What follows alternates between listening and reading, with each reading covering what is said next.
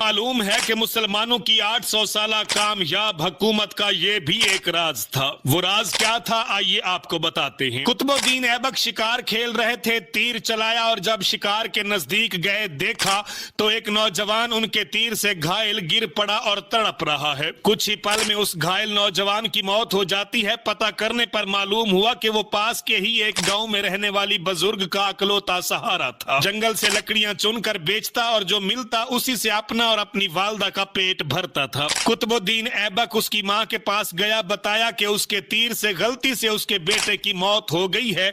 मां रोते रोते बेहोश हो गई। फिर कुतुबुद्दीन ने खुद को काजी के हवाले किया और अपना जुर्म बताते हुए अपने खिलाफ मुकदमा चलाने की आजादी दी। काजी ने मुकदमा शुरू किया। बूढ़ी मां को अदालत में बुलाया और कहा कि तुम जो सजा कहोगी वही सजा इस मुजरिम को दी जाएगी। बूढ़ी औरत ने कहा कि ऐसा बादशाह फिर कहां मिलेगा जो अपनी ही सल्तनत में अपने ही खिलाफ मुकदमा चलाए। इस गलती के लिए जो उसने जानबूझकर की ही नहीं, आज से कुतुबुद्दीन ऐबक ही मेरा बेटा है और मैं उसे मुआफ करती हूँ। काजी ने कुतुबुद्दीन को बरी किया और कहा, अगर तुमने अदालत में जरा भी अपनी बादशाहत दिखाई होती तो मैं इस बुढ़िया के हवाले ना करके खुद ही सख्त सजा देता। इस पर कुतुबुद्दीन ने अपनी कमर से खंजर निकाल कर काजी को दिखाते हुए कहा कि अगर तुमने मुझसे मुजरिम की तरह रवैया ना अपनाया होता और मेरी बादशाहत का ख्याल किया होता तो मैं तुम्हें इसी खंजर से मौत के घाट उतार देता। यह है असल हुक्मरानी, बादशाहत और इंसाफ, और यही है इस्लामी तालीमात।